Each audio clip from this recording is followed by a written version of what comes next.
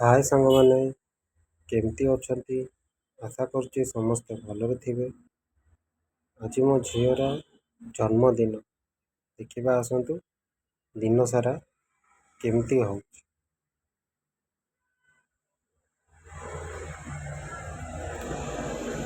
ପୂଜା start ହେଇଯାଇଛି। ବର୍ତ୍ତମାନ ନନା ତାଙ୍କ ପୂଜାରେ ବ୍ୟସ୍ତ ଅଛନ୍ତି। ଝିଅ ମୋର ପୂଜାରେ ବସିବ। ଡ୍ରେସ୍ ପିନ୍ଧି ସାରିଛି, ନୂଆ ଡ୍ରେସ୍। ମୋ ଝିଅ କେମିତି ଲାଗୁଛି ସାଙ୍ଗମାନେ? ମୋ ଝିଅର ତା ମାଆର ବସି ପୂଜା କରୁଛନ୍ତି। କେକ୍ ଆସିଯାଇଛି ରାତିରେ ବାର୍ଥଡେ ସେଲିବ୍ରେସନ୍ ହେବା ପାଇଁ। କେକ୍ କଟା ହେବ ଏବେ। ମୋ ଝିଅ କେକ୍ କାଟି ସାରିଛି। ବାଏ ସାଙ୍ଗମାନେ।